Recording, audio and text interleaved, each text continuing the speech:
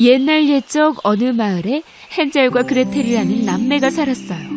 어머니는 그들이 아주 어린 아기였을 때 돌아가셨어요. 그래서 숲속 오두막에서 아버지와 함께 살았죠. 아버지는 통나무를 자르는 일을 하시며 생계를 꾸려나갔고 동시에 두 남매도 돌봐야 했어요. 몇 년이 지나고 아버지는 일과 두 남매 돌보는 일이 힘겨워지자 새엄마와 결혼을 하기로 결심했답니다. 그 새엄마의 집은 원래 부자였어요. 그래서 그녀는 가난한 남편과 깊은 숲속에 쓰러져가는 작은 오두막에서 살아야 한다는 사실이 싫었죠. 더욱이 그녀의 의붓 자식들도 전혀 마음에 들지 않았어요. 추운 어느 겨울밤, 헨젤과 그레텔이 잠자리에 들려고 하자 새엄마와 아버지의 대화가 들렸어요. 이 겨울을 어떻게 나죠? 이젠 음식도 많지 않아요. 당신이 만약 이대로 애들을 떼내지 않으면 우리 모두 다 굶어 죽을 거라고요. 아빠는 무척 반대했어요. 싸울 필요는 없어요. 난 마음을 정했으니까 내일 바로 숲속에 저 아이들을 버리고 옵시다. 이것을 들은 그레텔은 울기 시작했어요.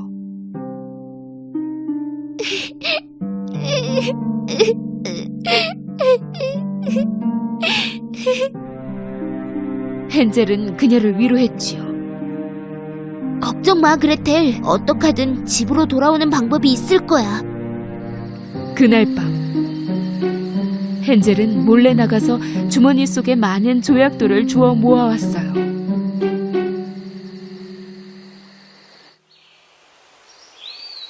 아침이 되자 식구들은 모두 숲을 따라 걷기 시작했어요.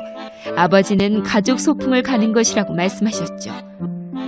그들이 걷는 동안 누구도 눈치채지 못하게 헨젤은 조약돌을 떨어뜨리며 돌아오는 길을 표시해 두었어요.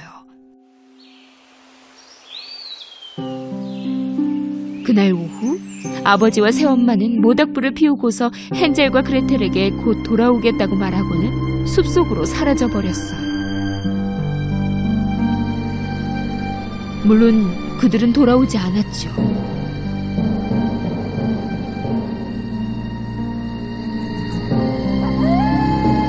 어둠이 깊어지자 숲에 사는 야생 동물들의 무서운 소리가 여기저기서 들리기 시작했어요. 늑대의 끔찍한 울음소리에 헨젤과 그레텔은 몸을 떨며 달이 뜨기 전까지 모닥불 곁을 떠나지 않았죠. 그들은 달빛 아래 빛나는 조약돌을 따라서 집을 향해 걷기 시작했어요. 오빠 진짜 똑똑하다. 잘했어. 아이들이 집에 도착하자 아버지는 무척 행복해했고 동시에 무척 놀라워했어요. 새엄마도 행복한 척 연기했지만 그녀의 마음속 결심은 변함이 없었죠. 오히려 그들이 돌아와서 화가 났답니다. 3일 후 새엄마는 그들을 다시 떼내려고 애썼어요. 이번에는 밤에 헨젤과 그레텔의 방의 문을 잠갔어요. 그렇게 헨젤이 조약돌을 다시는 모을 수 없게 했죠. 하지만 헨젤은 무척 영리했어요. 이번에는 아침이 밝아오자 어젯밤에 주머니 속에 모아두었던 빵 부스러기를 숲속으로 가는 길에 떨어뜨리며 집으로 돌아올 수 있게 흔적을 남겨두었답니다. 저녁이 되자 아버지와 어머니는 핑계를 대고 가버려서 그들은 다시 숲속에 남겨지게 되었어요. 부모님이 돌아오시지 않는다는 걸 깨닫고는 헨젤과 그레텔은 어두워지기 전에 집으로 걸어가려고 했지요. 하지만 이번에는 그들이 남겨놓은 흔적을 찾을 수가 없었어요. 그 빵 부스러기를 새들이 모두 먹어버렸으니까요. 그레텔은 울기 시작했고 헨젤도 처음으로 희망을 잃는 것 같았어요. 이번에는 정말로 길을 잃고 만 거죠. 음식도 없이 무서움에 떨며 숲속에서 3일을 버텼어요. 셋째 날이 되자 그들은 눈처럼 하얀 새를 봤어요. 그 새는 아름다운 목소리로 지저귀었어요.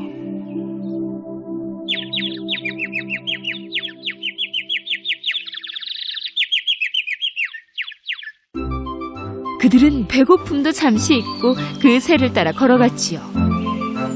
그 새는 그들을 신기한 모양의 집 쪽으로 데려갔어요. 그 신기한 집의 벽은 맛있는 빵으로, 지붕은 케이크로, 창문은 캔디로 만들어져 있었고 온통 알록달록한 크림으로 덮여 있었어요. 그들은 이 광경을 믿을 수가 없었지요.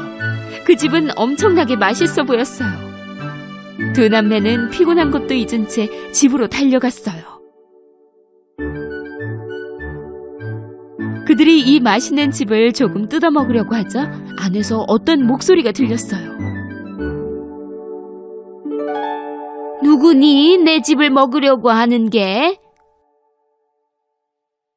주위를 둘러보자 귀엽고 친절한 늙은 여자가 문에 있었어요. 두 남매에게 일어난 일들을 들은 그 여자는 매우 안타까워 집 안으로 들어오게 했지요.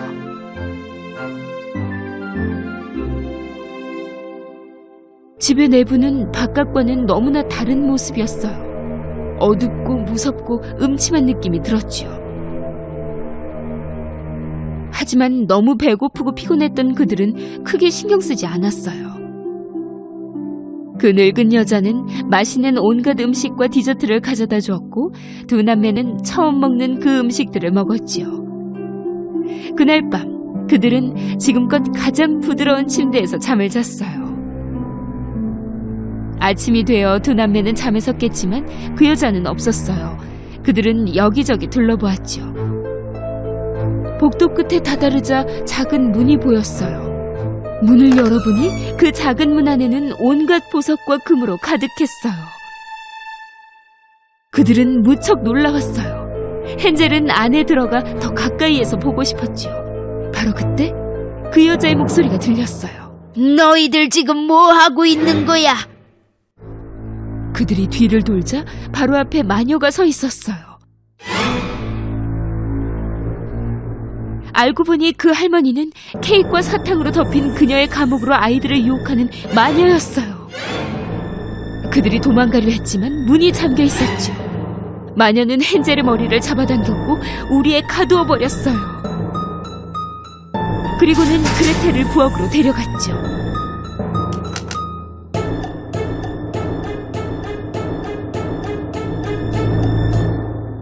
내 오빠는 너무 말랐어. 네가 요리를 해서 오빠를 살찌우도록 해라.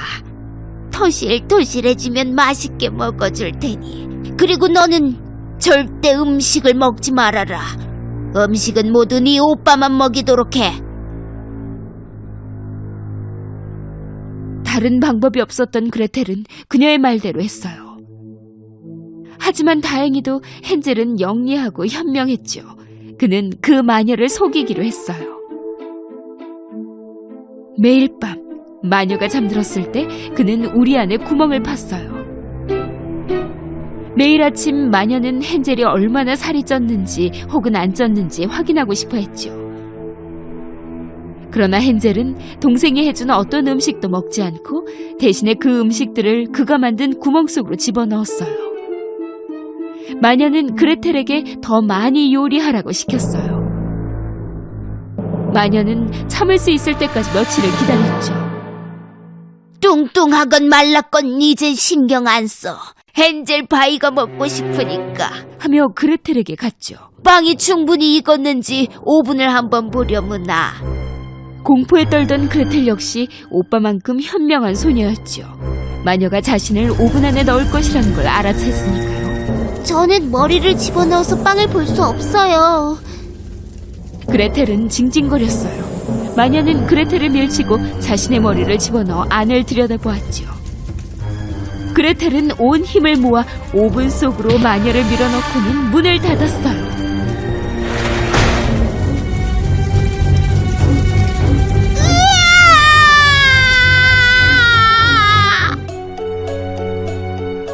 그레텔은 마녀가 숨겨놓은 키를 찾았어요. 그녀는 헨젤에게 달려가 그를 바로 풀어주었어요. 오븐의 화염이 온 집을 덮기 시작했어요. 헨젤과 그레텔은 불타는 집에서 빠져나와 숲속으로 도망쳤죠. 하지만 그들은 갈 곳이 없었어요. 잠시 후 그들은 강을 건넜어요. 한 거대한 백조가 그들을 한 명씩 강을 건너게 해주었지요. 주변을 둘러본 두 남매는 갑자기 이곳이 어딘지 알아차렸어요. 그들은 최대한 빨리 집을 향해 달려갔지요. 돌아온 아이들을 본 아버지는 무척 기뻤어요. 기쁨의 눈물을 흘리며 아버지는 새엄마가 그들을 숲속에 남겨두고 얼마 후 그녀의 집으로 돌아갔다고 설명해 주었어요. 그리고 자신이 아무리 찾아봐도 헨젤과 그레텔을 도저히 찾을 수가 없었다며 자신이 한 일을 후회하고 잘못했다고 사과했어요. 두 남매는 아빠를 무척 사랑했기 때문에 아빠의 잘못을 용서해 주었지요. 또 아빠를 위한 깜짝 선물도 기다리고 있었어요. 헨젤과 그레텔은 주머니 속에서 마녀의 집에서 갖고 온 금과 다이아몬드를 꺼내었어요. 아버지는 그것을 보고도 믿을 수가 없었지요.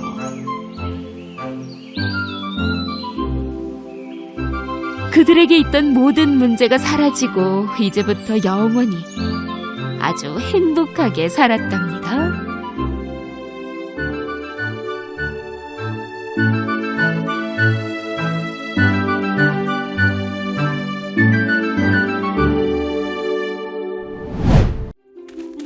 옛날 옛적에 아주 작은 마을에 누나와 남동생 이렇게 남매가 살았어요. 동생의 이름은 해리였는데 굉장히 잔나꾸러기였죠. 소녀의 이름은 셀리였어요. 셀리는 무척 똑똑하지만 잘 까먹기도 했어요. 해리와 누나인 셀리는 너무너무 가난했어요. 아이들은 자주 배고픈 채로 잠들곤 했죠. 심지어 배가 아프기까지 해서 쉽게 잠을 자기 어려웠답니다. 어느 날 셀리는 너무 배고팠어요. 그래서 꼬르륵 소리가 멈출 줄을 몰랐어요. 밥 못 먹은 지 벌써 며칠이 된 것 같아. 너무 배고프다. 셀리는 배고픔을 잊어버리기 위해 공원으로 산책 가려고 집을 나섰어요. 물을 마시려고 물통도 함께 챙겨서 나갔죠. 잠시 후 셀리는 좀 쉬면서 물을 마시고 싶었어요. 하지만 바로 그때 그녀 앞에 허름한 옷차림의 늙은 여자가 나타났지 뭐예요. 여자는 아주 천천히 셀리에게 다가갔죠. 물 한 모금만 주세요. 며칠 동안 물 한 모금도 못 먹었다우. 제발요. 물론이에요. 여기 있어요. 편하게 마음껏 드세요. 늙은 여자가 물을 마시자 갑자기 아름다운 어린 요정으로 변하는 게 아니겠어요? 요정이다. 도와주셔서 감사해요. 아름다운 소녀요. 어서 소원을 빌어봐요. 요정님, 제 남동생 해리와 저는 며칠 동안 아무것도 못 먹었어요. 좋아요. 집에 도착하자마자 식탁을 보세요. 마법 그릇을 발견할 거랍니다.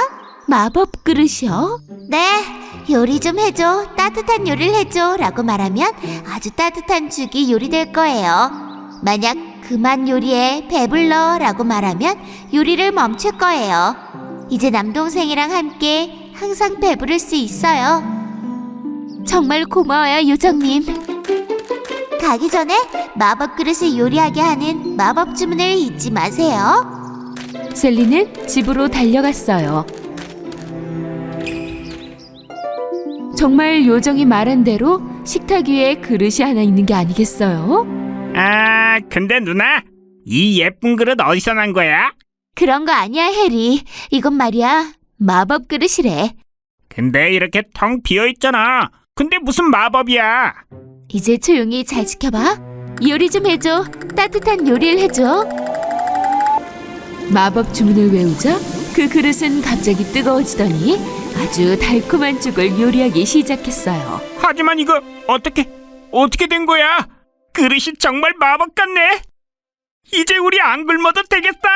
해리와 셀리는 한두 그릇으론 부족해서 달콤한 죽을 10그릇이나 먹었어요. 그렇게 배가 불러지자 셀리는 마법 그릇에게 요리를 그만하라는 주문을 걸었답니다. 이제 진짜 배부르다. 죽이 진짜 맛있었어. 이 죽은 매일 먹을 수 있겠어.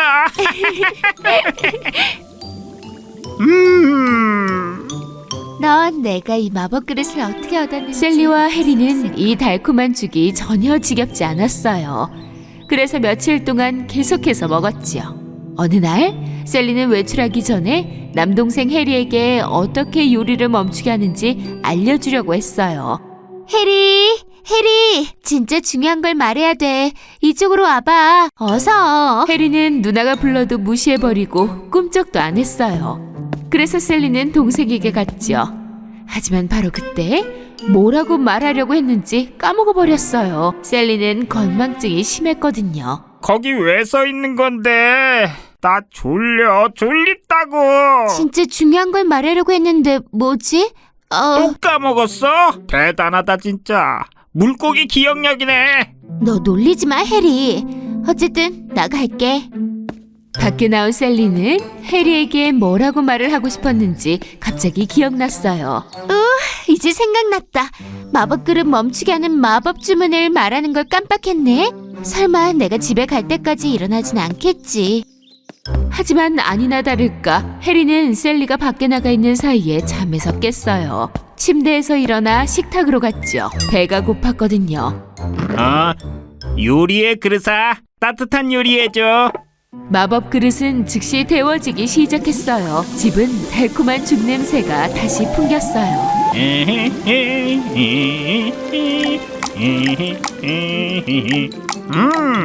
해리는 커다란 그릇에 담긴 달콤한 죽을 먹었어요. 그리고는 이제 그만 요리를 멈추게 하고 싶었죠. 와, 진짜 많이 먹었다. 근데 아침 다 먹었는데. 멈춰라 그릇아. 요리하지 마. 멈추라고. 하지만 마법 그릇은 요리를 멈추지 않았어요. 왜냐하면 주문이 정확하지 않았기 때문이죠. 어이, 멈추라고. 야! 그래도 마법 그릇은 멈추지 않았어요. 계속해서 죽을 만들었답니다. 안 돼. 어떡하면 좋지 이제. 그릇이 계속 요리를 하네. 그릇이 고장났나 봐. 어떡하면 좋아. 해리가 뭐라고 하든 그릇은 계속해서 달콤한 죽을 만들어냈어요. 셀리가 집에 돌아올 때까지 계속 죽을 만들어서 집이 거의 죽으로 가득 찼죠. 해리가 아직 안 깨어났겠지? 이제 집에 가서 맛있는 죽을 만들어주면 되겠다. 집에 도대체 무슨 일이야? 셀리는 현관문을 열 수 없자 창문을 통해서 들여다봤어요. 집 전체가 찐득찐득하게 죽으로 가득 차 있는 모습이었죠.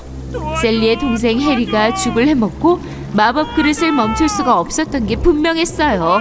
도와달라고. 어떡하면 좋아. 해리! 셀리 나 좀 도와줘. 죽을 것 같아. 그만 요리해. 나 배불러. 셀리는 마법 주문을 외워 마법 그릇이 죽을 만드는 것을 멈출 수 있었어요. 덕분에 해리는 겨우 살 수 있었죠. 다행이다. 고마워 셀리. 이제 많은 죽을 도대체 어떻게 하지? 우리 집 완전히 죽이 돼버렸어. 셀리에게 좋은 생각이 났어요. 셀리는 곧장 밖으로 나가 이웃에 사는 다른 가난한 사람들을 불러 모았어요. 모두들 셀리의 집 앞에 줄을 섰죠. 해리가 맛있는 죽을 그릇에 담으면 가난하고 배고픈 이웃들에게 가져다 드렸어요. 고맙구나 셀리. 우리한테 먹을 걸 주다니 말이야. 맛있어요. 진짜 맛있어요. 해리와 셀리는 그들처럼 가난한 사람들을 도울 수 있어 무척 행복했어요. 배고픈 이웃들을 돕는 건 정말 뿌듯한 일이었죠. 그때 불쌍해 보이는 어느 늙은 남자가 그들에게 다가왔어요. 사실이구만. 마법 죽그릇. 며칠 동안 우리 아내와 아이들을 데리고 음식을 찾으러 다녔거든요. 너무 배고파요. 나한테 이 죽그릇을 주면 안 되겠어. 제발요. 그럼 우리는 어떡하지 셀리? 마법 그릇을 주면 먹을 게 없어지잖아. 그렇게 생각하지 마, 해리. 이분의 아이들이 배고프잖아. 이 세상 아이들은 배고프면 안 돼. 이 마법 그릇 댁으로 가져가세요, 아저씨. 그때 갑자기 아저씨가 아름다운 어린 요정으로 변하는 게 아니겠어요?